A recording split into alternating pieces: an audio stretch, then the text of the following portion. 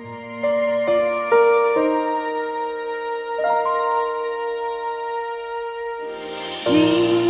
Saint Joseph, build me a home made out of love and faith, not of stones, with rooms for Jesus and Mary to stay.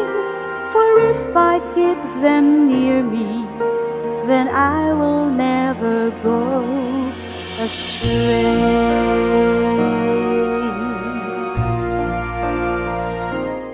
Reflection of our preparation for the consecration of Saint Joseph, titled, God the Son, Redeemer of the World, have mercy on us. Karon atong pamalandungan si San Jose, isip yutanong amahan ni Kristo na anak sa Dios ug manluluwas sa kalibutan. Mabasa nato sa balaang kasulatan ang mga sakripisyo ni San Jose ug para kang Maria. Ang pagkahibaw ni San Jose na iyahang pangasawunon si Maria, iyahan nang nabutang sa iyang hunahuna na dili normal ang pagminyo nila ni Maria, kay si Maria man ihalad nga putli sa Dios ug ang ilahang anak na si Kristo ihalad alang sa kaluwasan sa kalibutan. Saint Joseph reminds us that true love is to low down ourselves so others may rise. Gipaubos ni San Jose ang iyang kaugalingon para kang Jesus. Kahibalo si San Jose na sa pagpangasawa niya kang Maria, dili na siya makabaton og kaugalingon niyang anak. Apan, bisan pa man ni ana, iyang gidawat si Kristo nga kaugalingon niyang anak. Bisan pa man nagamay ra kaayo ang nakasulat na bersikulo sa Biblia, mahitingod kang San Jose, dili gihapon maihap ang sakripisyo niya para kang Kristo ug para kang Maria. Sa pagduol nato kang Kristo, muduol usab kita kang San Jose. Kay si San Jose nakaila pag-ayo sa ato ang manluluwas. Didto si San Jose sa pag-anak kang Jesus. Si San Jose didto sa unang hilak sa atong manunubos. Si San Jose didto sa unang katawa ni Jesus. Si San Jose iya mismong nakarga sa kaugalingon niyang mga bukton si Jesus. Ug labaw sa tanan, si San Jose ang unang magtutudlo ni Kristo.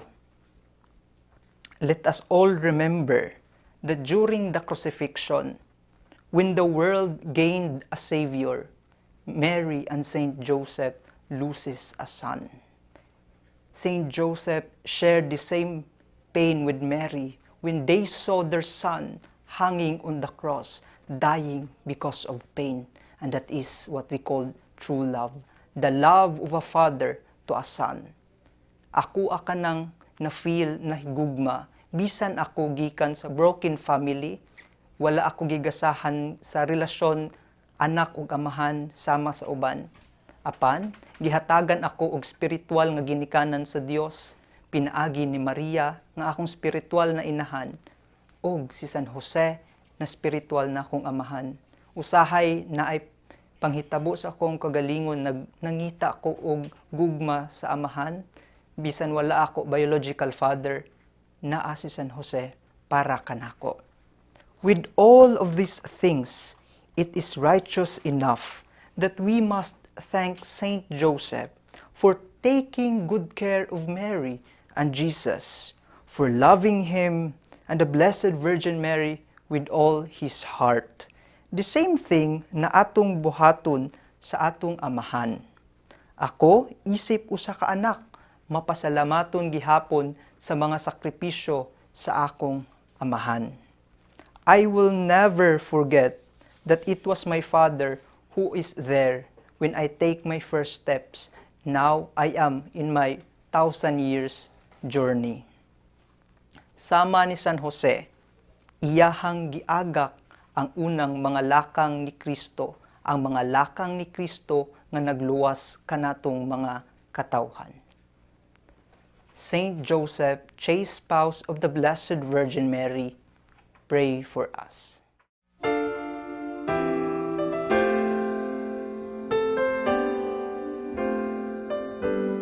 Litany of Saint Joseph. Lord, have mercy. Lord, have mercy. Christ, have mercy. Christ, have mercy.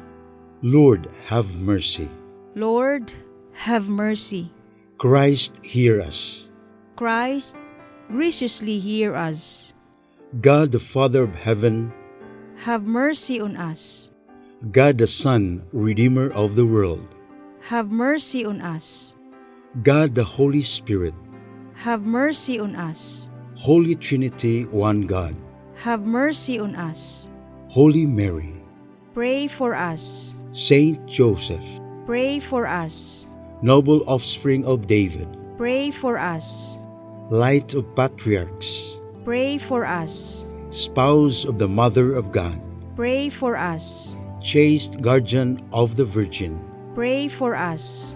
foster father of the Son of God, Pray for us. zealous defender of Christ, Pray for us. head of the Holy Family, Pray for us. Joseph most just, Pray for us. Joseph most chaste, Pray for us. Joseph most prudent, Pray for us. Joseph most courageous, Pray for us. Joseph most obedient, Pray for us. Joseph most faithful, Pray for us. mirror of patience, Pray for us. lover of poverty, Pray for us. model of workmen, Pray for us. glory of domestic life, Pray for us. guardian of virgins, Pray for us. pillar of families, Pray for us. comfort of the afflicted, Pray for us. hope of the sick, Pray for us. patron of the dying, Pray for us. terror of demons, Pray for us. protector of the Holy Church, Pray for us. Lamb of God who takes away the sins of the world, Spare us, O Lord. Lamb of God who takes away the sins of the world, Graciously hear us, O Lord. Lamb of God who takes away the sins of the world.